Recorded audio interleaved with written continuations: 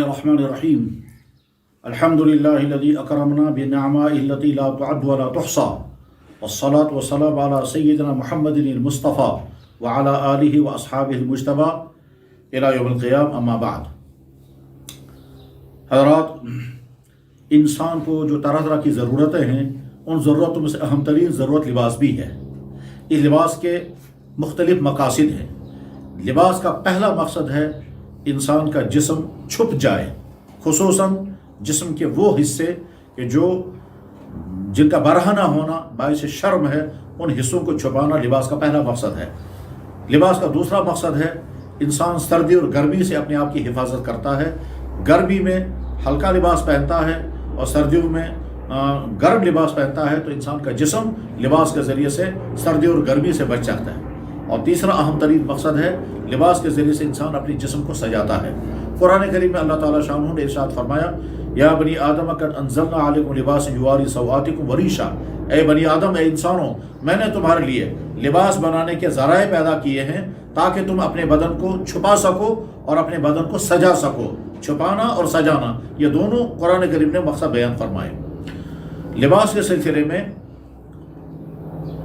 اسلام نے جو تعلیمات دی ہیں، آج کے بے شمار مسلمان ان تعلیمات کو اس طرح سے پس پوش ڈالے ہوئے ہیں کہ جیسے وہ ہمارے دین کا حصہ ہی نہیں ہے، بلکہ بے شمار بھائی تو اس غلط فہمی کا شکار ہو گئے ہیں کہ اسلام میں کوئی لباس ہی نہیں ہے، یعنی اس کے معنی ہے کہ جو چاہے سو لباس پہنیں۔ یاد رکھیں، اسلام مکمل دین ہے۔ انسان کی زندگی کے ہر شعبے کے لیے اسلام نے مکمل اور مفصل ہدایات دی ہیں۔ البتہ ایسا ہو سکتا ہے کہ کسی شعبے کے متعلق اصولی ہدایات دی ہوں، تفصیلات انسان اپنے ماحول کے مطابق خود طے کرے گا، اور کسی چیز کے متعلق مفصل احکامات بیان فرمائے جزیات تک بیان کر دی گئی ہیں۔ لیکن اس کے معنی ہرگز یہ نہیں ہے کہ انسان کو آزاد چھوڑ دیا گیا، جیسے چاہے وہ کریں۔ ہو سکتا ہے دوسرے مذاہب میں یہ تصور پایا جاتا ہو کہ ان مذاہب میں چند مخصوص اعمال اور خیالات کا نام مذہب ہو اور باقی ساری زندگی کو آزاد چھوڑ دیا گیا ہو۔ اسلام میں ہرگز ایسا نہیں ہے۔ اسلام مکمل دین ہے، انسانی فطرت کے مطابق ہے، جامع ہے، ہماگیر ہے، عالمگیر ہے۔ تو جیسے اسلام میں عقائد بھی ہیں، عبادات بھی ہیں، اخلاقیات بھی ہیں، معاشرتی مسائل بھی ہیں، سیاسی مسائل بھی ہیں، معاشی مسائل بھی ہیں، سماجی اقدار کی تفصیلات بھی ہیں۔ غرض یہ کہ اسلام مکمل دین ہے۔ بلکہ فقہ کی کتابوں میں تو عبادات کا چپٹر کم ہوتا ہے معاملات کے چپٹر کے مقابلے میں۔ ظاہر ہے فقہ کی کتابوں میں یا حدیث کی کتابوں میں کتاب العبادات کو اور باقی تمام دوسرے مسائل کے مقابلے میں رکھ کر دیکھا جاتا ہے تو کتاب الصلاۃ، کتاب الزکوٰۃ، کتاب الصوم، کتاب الحج یہ کم ہے بمقابلے کتاب النکاح، کتاب البیوع، کتاب المساقات، کتاب الاجارہ اور دوسرے ابواب کے مقابلے میں۔ اسلام نے لباس کے متعلق احکام بیان فرمائے ہیں اور واضح حد بندی کر دی گئی ہے کہ کون سا لباس اسلامی ہے اور کون سا لباس اسلامی نہیں ہے۔ اب اس وقت ساری تفصیلات تو بیان نہیں کرنی ہے، اس وقت ایک خاص امر کی طرف توجہ دلانی ہے، اور وہ یہ ہے کہ ہر وہ لباس جس لباس سے انسان کے جسم کے چھپانے کی ضرورت پوری نہ ہو وہ غیر اسلامی لباس ہے۔ لہذا اس وقت جو سوسائٹی کے اندر یہ سیکنڈ ٹائٹ پہنا جا رہا ہے، یہ ہرگز اسلامی لباس نہیں ہے، یہ غیر اسلامی لباس ہے۔ اتنا چست اور ٹائٹ لباس کہ جس میں جسم کے وہ اعضاء جو چھپانے کے ہیں وہ نمایاں ہو جائیں، اور انسان ذرا سا جھکے تو اعضاء مستورہ رنگ تو نظر نہیں آتا ہے کیونکہ اس کے اوپر کپڑا لگا ہوا ہے، لیکن اس کا ہجوم صاف محسوس ہوتا ہے۔ بلکہ اب تو یہ سیکنڈ ٹائٹوں کی مصیبت اس قدر مسلط ہو گئی ہے کہ جب انسان رکوع سجدہ کرتا ہے تو پیچھے سے کمر کھل جاتی ہے، اور جب تکبیر تحریمہ کے لیے ہاتھ اوپر اٹھاتا ہے تو ناف کے نیچے کا حصہ کھل جاتا ہے۔ ظاہر ہے ایسے انسان کی نماز ادا ہی نہیں ہوتی ہے۔ اللہ کے نبی علیہ الصلوۃ والسلام نے غیر قوموں کے لیے مشابہت اختیار کرنے سے صاف منع فرمایا اللہ کے نبی علیہ السلام، من تشبہ بقوم فہو منہم، جو کسی دوسری قوم کی مشابہت اختیار کرے گا وہ انہی کے ساتھ ہو۔ تو تمام وہ ایمان والے بھائی جنہوں نے آنکھیں بند کر کے اسلامی لباس کو مٹانے کا تہیہ کر رکھا ہے اور وہ اس ایجنڈے پر کام کر رہے ہیں یا اس ایجنڈے کا عملی ساتھ دے رہے ہیں جو ایجنڈا چاہتا ہے کہ مسلمانوں کا اسلامی کلچر ختم ہو جائے، وہ ایمان والے سوچیں کہ وہ اسلام کے بچانے والوں میں ہیں یا اسلام کے مٹانے والوں کے پالے میں کھڑے ہیں۔ لباس کے سلسلے میں اللہ کے نبی علیہ السلام نے فرمایا، لعنت ان مردوں پر جو عورتوں جیسا لباس پہنے اور لعنت ان عورتوں پر جو مردوں جیسا لباس پہنے۔ اس ارشاد مبارک کے باوجود بہت سارے دینی گھرانوں کے بچے، بہت سارے دینی گھرانوں کے افراد، والدین والد داڑھی بھی ہے، سر پر امامہ یا ٹوپی بھی ہے، اسلامی لباس بھی ہے، مگر اپنی چھوٹی بیٹیوں کو سکن ٹائٹیں پہنا رہے ہیں۔ بہت ساری خواتین خود تو برقعے میں ہیں اور اپنی چھوٹی بچیوں کو سکن ٹائٹیں اور زین پینٹیں پہنا رہی ہیں۔ سوچنے کی بات یہ ہے، یا بچے کا شوق پورا کر رہے ہیں یا اپنا شوق پورا کر رہے ہیں۔ بچہ تو معصوم ہے، اس کے معنی یہ ہے کہ انسان اپنے آپ کو تسکین دے رہا ہے کہ میں نے تو نہیں سکن ٹائٹ پہنی ہے، خود برقع پہن کر کے اپنی بچیوں کو سکن ٹائٹیں پہنا رہی ہیں۔ اب سوچا جائے کہ لعنت کس پر آئے گی؟ اس چھوٹے بچے پر تو نہیں آئے گی، کیونکہ وہ غیر مکلف ہے، اس نے اپنی چاہت سے نہیں پہنا ہے، آپ پہنا رہی اسے۔ لہذا اس سلسلے میں بہت سارے لوگوں کا اب یہ کڑوا لگتا ہے۔ کیوں؟ اس وجہ سے کہ جب لوگ فیشن کے پیچھے دوڑنے لگتے ہیں، اس کے بعد ان کو حق بات واقعتاً کڑوی لگتی ہے۔ لیکن حق بہرحال حق ہے، وہ آپ کو کڑوا لگے یا میٹھا لگے، حق بولا جائے گا اور اس کو بیان کیا جائے گا۔ اچھی طرح سے سنیں، اسلام نے لباس کے بارے میں حد بندیاں قائم کی ہیں۔ مرد عورتوں جیسا لباس نہیں پہنیں گے، عورتیں مردوں جیسا لباس نہیں پہنیں گے۔ اچھی طرح سے سنیں کہ مسلمانوں کے لیے وہ تمام لباس جو فساق اور فجار کے لباس ہیں، جو ایسے لوگوں کا لباس ہے کہ جن کی زندگی فاسقانہ گزرتی ہے، غلط زندگی گزرتی ہے، شرابوں میں، ڈانسوں میں، کلبوں میں، آوارگی میں، اور جن کے حیا و بے حیائی میں کوئی فرق، کوئی تمیز نہیں ہے، وہ لباس سراسر غیر اسلامی لباس ہے۔ اگر کوئی مسلمان صاف لفظوں میں کہے کہ میں اللہ کے نبی کا امتی ہوں، اللہ کا بندہ ہوں، مجھے بتائیے مجھے کیسا لباس پہننا چاہیے، تو جواب آئے گا تمام نبیوں نے جو لباس پہنا ہے، تمام صحابہ اور تمام تابعین و فقہاء اور محدثین و صالحین نے جو لباس پہنا، وہی اسلامی لباس ہے۔ بہرحال اس وقت تنبیہ کرنی اس بات کی طرف، بے شمار نوجوان لڑکے اور لڑکیاں جو اس وقت لباس پہنے ہوئے ہیں، اچھی طرح سے سننا، یہ اسلامی لباس نہیں ہے۔ وہ تمام بیٹیاں جو سترے پہنتی ہیں، جو سکن ٹائٹیں پہن رہی ہیں، بلکہ بہت سارے والدین اپنی بیٹیوں کو شرٹیں اور پتلونیں پہنا رہے ہیں، یعنی وہ فرق ہی نہیں کرنا چاہتے ہیں لڑکا اور لڑکی میں کیا فرق ہے۔ اب بے شمار لڑکیاں جو ہیں وہ بوائے کٹ کر رہی ہیں، یہ تمام کے تمام سراسر غیر اسلامی ہیں۔ اسلام چاہتا ہے مرد مرد رہے، عورتیں عورتیں رہیں، لڑکا لڑکا رہے، لڑکیاں لڑکیاں رہیں۔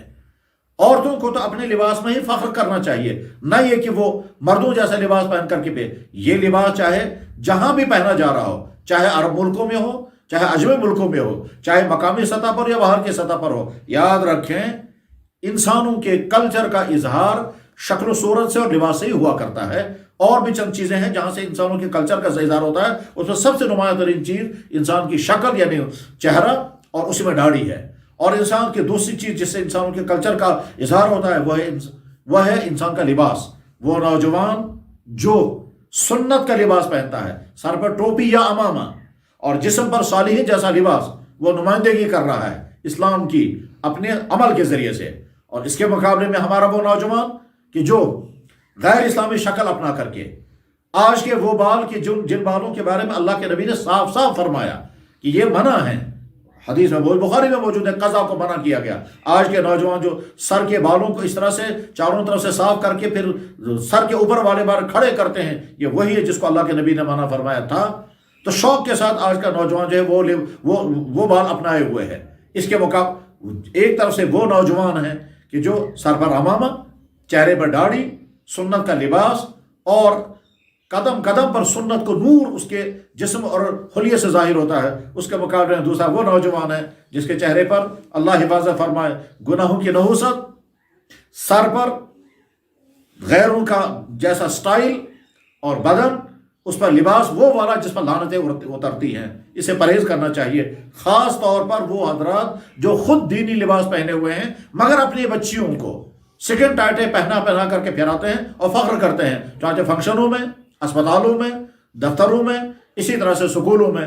وہ جو بچے لے کر کے پھرتے ہیں ان کو سوچنا چاہیے کہ جب وہ خود لعنت والے لباس سے اپنے آپ کو بچا رہے ہیں تو اپنی چھوٹی بچیوں کو کیوں وہ لڑکوں کے لباس پہنا رہی ہیں۔ یاد رکھیں مسلمانوں کو طے کرنا ہے کہ وہ اسلام کے بچانے والوں میں اپنے آپ کو رکھیں گے، یہ اسلام کے مٹانے والوں میں۔ جو لوگ غیر اسلامی لباس پھیلا رہے ہیں، جو بیچتے ہیں، جو پہنتے ہیں، جو پہناتے ہیں، وہ اپنے آپ کو گویا اس کھاتے میں رکھ رہے ہیں جن کا مشن، جن کا ایجنڈا دنیا میں سے اسلام کو مٹانا ہے۔ آپ زبان سے کہتے رہیں کہ ہم مسلمان ہیں اور عبادت کے حد تک، نمازوں کے حد تک مسلمان ہیں، مگر دوسرے بہت سارے اعمال میں اگر آپ دوسروں کا ساتھ دے رہے ہیں تو سمجھ لیں کہ آپ آپ اسلام کے ان وفاداروں میں سے نہیں ہیں جن وفاداروں کی آج کے اس عہد میں اسلام کو ضرورت ہے۔ اسلام چاہتا ہے ایسے افراد مجھے مل جائیں جو تن من دھن سے میرے ہی بن جائیں، اور واقعتاً جب جو لوگ ایمان قبول کرتے ہیں، چاہے وہ مرد ہوں چاہے وہ عورتیں ہوں، وہ کیسے ایک ایک چیز کو فالو کرتے ہیں۔ ایک ہی گھر کے اندر وہ مسلمان بیٹی بھی ہے جو ماں کے پیٹ سے مسلمان اور آج تک مسلمان، وہ سیکنڈ ٹائٹل پہن رہی ہے، اور اسی گھر میں وہ نوکرانی جو آج تک ایمان سے محروم تھی، جنہوں نے اس نے اسلام قبول کر لیا، اس نے برقع پہننا شروع کر دیا۔ اب جب اس سے پوچھا گیا کہ اس گھر میں تو ساری بڑی خواتین ہیں، وہ تو سیکنڈ ٹائٹل پہن رہی ہیں، اور آپ نے یہ کیوں؟ انہوں نے کہا میں نے ان کو دیکھ کر اسلام قبول نہیں کیا ہے، میں نے تو فاطمہ کو دیکھ کر اسلام قبول کیا ہے، تو میرے لیے آئیڈیل جو ہے وہ فاطمہ ہے، یہ عورتیں نہیں ہیں۔